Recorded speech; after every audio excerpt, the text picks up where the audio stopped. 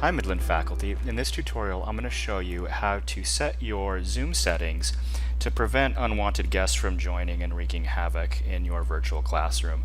There's been some things in the news lately about what they're calling Zoombies, which are people that type in random Zoom meeting digits and get into the classroom and say and post inappropriate things. So this is going through the settings to show you how to kind of maximize the security for your classroom so you can control what is happening and who is participating in that environment.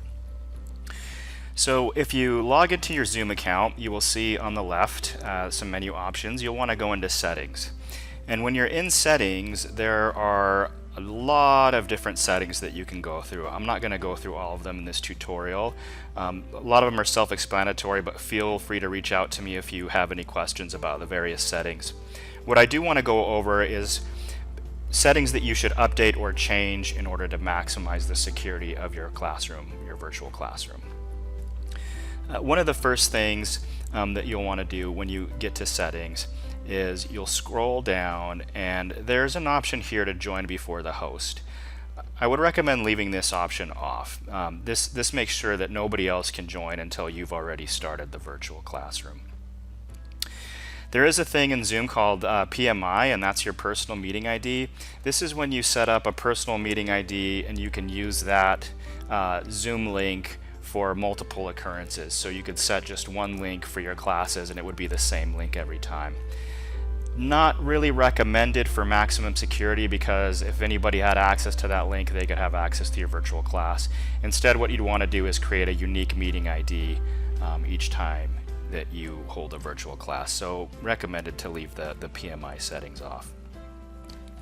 Only authenticated users can join meetings. This would be a good setting to leave on. This just makes sure that anybody that's joined the meeting has been authenticated, and typically for us that would mean that they are joining with a midland.edu email address. So recommended to leave the authentication settings on. Another option you may want to consider is requiring a password when scheduling new meetings. This will just add a password to the meeting link so that they make sure that they're joining with a password. If you are going to set up a PMI, you would want to have that at least password protected as well for all meetings that use PMI. I recommend that you embed the password in meeting links. So what this will do is if you create the password in that setting, it will just embed it right within the link, so everybody that has access to that link to join the class can just click and do a one-click join instead of having to enter the password themselves. I would require passwords for participants who are joining by phone. And it's also a good idea just to mute participants upon entry. Another setting that I want to bring to your attention is private chat. If you click this, you can allow meeting participants to send private chats to each other.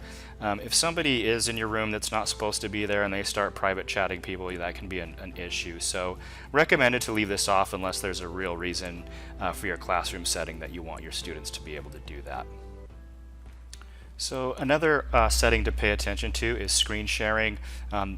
Normally the host should be the only one that can share, unless of course you're having your students present something, in which case they will need to share, but you can adjust those settings here. Another setting to keep in mind is there's a setting that's called allow removed participants to rejoin. You'd want to leave this off. So if you're removing somebody from your virtual class, there's probably a good reason for it and you don't want them back in. If you had this setting on, they could join back in once they've been removed. So just make sure that this is off, and it should be off by default. Another good option to secure your virtual classroom is to create a waiting room. And if you turn this option on, what this does is when your students join the link, they'll be placed in a virtual waiting room. So when you join the Zoom virtual class, you will physically click on the students to let them in, or if you see all your students in there and everybody that's there is supposed to be, you can click admit all and it will admit all the students. This just makes sure that you have an eye on who's wanting to join the class and that you're letting them join. And those are the main settings that you need to be concerned about when securing your virtual classroom. If you have questions about the other settings, please let me know. Thanks for listening, and if you need to contact me, here's my email, and you can also contact the help desk as well. Have a great day.